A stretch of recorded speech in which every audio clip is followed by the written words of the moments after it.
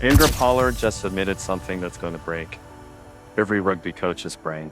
In an interview that's been making rounds across the rugby world, the man who's kicked South Africa to 2 World Cup victories casually dropped this line.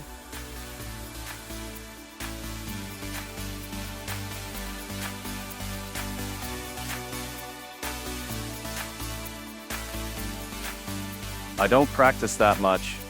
Wait, what? The most clutch kicker in international rugby, the guy who never seems to miss when it matters most, barely practices his kicking, and if that wasn't enough to make traditionalists lose their minds, he added this: he hasn't had a personal kicking coach since he was 22 years old. Let that register for a second. No specialized coach, minimal practice time, and yet somehow when the pressure is at its absolute maximum, and an entire nation is holding its breath, Pollard steps up and nails it. Every single time. So either this is the most confident statement in rugby history, or there's something completely different going on here that challenges everything we think we know about elite performance. Because if you can be that good without grinding through endless practice sessions, what does that say about how we've been doing things?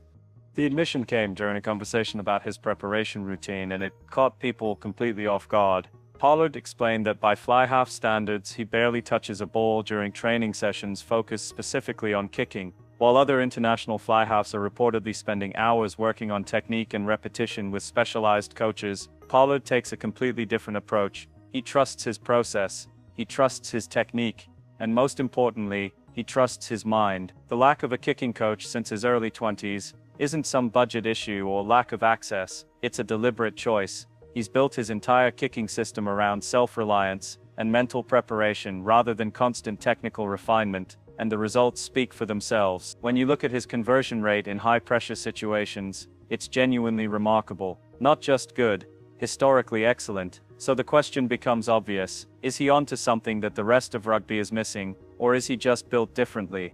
The mental side of his approach is where things get interesting. Pollard revealed something about how he handles pressure moments that explains a lot. He said that in tight situations, some players mentally avoid thinking about the potential kick. They hope someone else will score a try. They hope the decision won't fall on their shoulders. They basically try to wish the pressure away. Pollard does the exact opposite. He addresses it head-on, early in the situation. If he senses a close finish is coming, he tells himself directly that it's probably going to come down to a kick, and once he's accepted that reality and embraced it mentally, something shifts. He can relax. He can actually enjoy the moment. That's not normal. Most people under extreme pressure are trying to calm their nerves and control their anxiety. Pollard has somehow rewired his brain to find enjoyment in those exact moments. The bigger the pressure, the more comfortable he becomes. He's settling into the moment. He's not fighting the pressure or trying to pretend it doesn't exist. He's acknowledging it exists and then choosing to embrace it. That level of self-awareness and emotional control is exceptionally rare. Sports psychologists spend entire careers trying to help athletes reach that state, and Pollard has figured it out on his own without formal mental coaching. It's the psychological equivalent of being completely fluent in a language you taught yourself. Possible, but incredibly uncommon. And then there's the technical evolution that nobody saw coming. After winning the 2019 World Cup, Pollard made a significant change to his kicking routine. He shortened his run-up from 6 steps down to 4. Why would someone change something that was clearly working? His reasoning was brilliant in its simplicity. The fewer steps you take, the less chance there is for error, especially late in tests when fatigue starts affecting everything. When you're tired, when your legs are heavy, when you've been defending for 80 minutes, a longer run-up becomes inconsistent. Your stride length changes, your timing gets thrown off. Your plant foot doesn't hit the exact spot it needs to. By cutting it down to 4 steps, Pollard eliminated variables. He gave himself fewer opportunities to make a mistake when his body was breaking down. It's the kind of thinking that separates good players from great ones. Most kickers would stick with what's familiar. Pollard looked at his process analytically and asked what could go wrong. Then he eliminated it. This isn't just about rugby technique either. It's about optimization and efficiency. Pollard identified that late-game fatigue was the biggest threat to his consistency, so he redesigned his entire approach to minimize that threat. He didn't wait for a coach to suggest it. He didn't need someone else to analyze his kicking and point out the flaw. He did the critical thinking himself and made the adjustment. That kind of self-coaching ability is what separates athletes who have long, successful careers from those who plateau. The willingness to change what's working to make it work even better is a mindset issue, not a skills issue. So why does this approach actually work when conventional wisdom says you need constant practice and coaching? There's legitimate science backing up what Pollard has figured out instinctively. Over practice and technical skills can actually lead to something called analysis paralysis. When you're thinking too much about mechanics during performance, you're using the wrong part of your brain. Elite performance happens when skills become automatic and subconscious. When you're consciously thinking about your run-up or your contact point or your follow-through in a pressure moment, you're already in trouble. Pollard has reached a level where his kicking technique is so deeply ingrained that additional practice doesn't improve it. It might actually harm it by introducing doubt or overthinking. His minimal practice keeps the skill sharp without cluttering his mind with unnecessary technical thoughts, and his mental preparation, that early acceptance of pressure, keeps him in the right headspace when it matters. It's a completely different philosophy, but the scoreboard doesn't lie. There's also the concept of practice quality versus practice quantity. Pollard might not be doing hours of kicking drills, but when he does practice, it's likely incredibly focused and purposeful. Every kick has intention. Every repetition is meaningful. Compare that to someone mindlessly kicking 50 balls in a row, where the last 30 are just going through motions.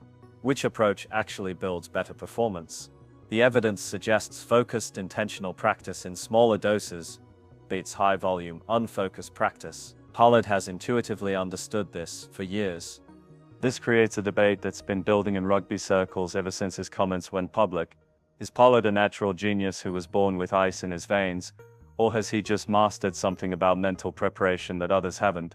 The natural talent argument is compelling. Some people are just wired differently. They don't feel pressure the same way. Their heart rate doesn't spike. Their hands don't shake. They're genetic outliers who can perform in situations that would break normal people. But that doesn't fully explain Pollard. Because he's described his mental process, he's explained how he prepares psychologically. That suggests it's a learned skill, not just natural makeup, which means theoretically, other players could adopt his approach. They could practice less and focus more on mental acceptance of pressure. But here's the thing, very few actually do it, either because they don't trust the process, or because they're scared of what happens if it doesn't work.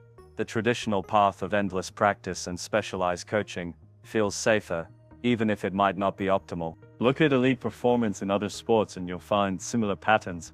Some of the greatest free throw shooters in basketball history didn't spend hours shooting free throws in practice.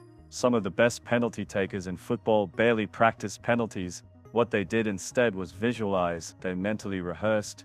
They put themselves in pressure situations in their minds over and over until the real thing felt normal. Tennis players talk about the same thing. The ones who perform best in tiebreaks aren't necessarily the ones who practice tiebreaks most. They're the ones who are most comfortable in uncertainty and pressure. Pollard fits this pattern perfectly. His lack of traditional practice hasn't hurt him because his mental game is so far ahead of his competition. He's mastered the 6 inches between his ears, and that matters more than the hours on the training pitch. Consider also what this means for young players trying to follow in his footsteps. If they hear that Pollard barely practices, they might think they can skip the work too. But that's missing the entire point. Pollard built an incredibly solid technical foundation early in his career. He put in the hours when it mattered to develop proper mechanics and muscle memory. Only after reaching that elite technical level did he reduce his practice volume. He earned the right to practice less by mastering the fundamentals first. Young players trying to skip steps and copy his current routine without doing the foundational work will fail. It's like trying to copy a professional writer's minimalist style without first learning grammar and vocabulary. The simplicity only works after you've mastered the complexity. So, what's the takeaway from all of this? Maybe we've been thinking about elite performance all wrong. Maybe the obsession with practice hours and technical coaching has diminishing returns past a certain point. Maybe the real separator at the highest level isn't physical preparation, but psychological preparation. Pollard has essentially proven that you can be the most clutch performer in your sport without following the traditional playbook. And that should challenge every coach, every athlete, and every person chasing excellence to reconsider their approach. Does this mean practice doesn't matter? Of course not. But it might mean that once you've built a solid technical foundation, the next level of performance comes from somewhere else entirely. It comes from trusting yourself, from embracing pressure instead of avoiding it, from simplifying instead of adding complexity. Handre Pollard doesn't practice much, doesn't have a coach, and kicks better under pressure than anyone else on the planet. That's not a contradiction. That's a revelation.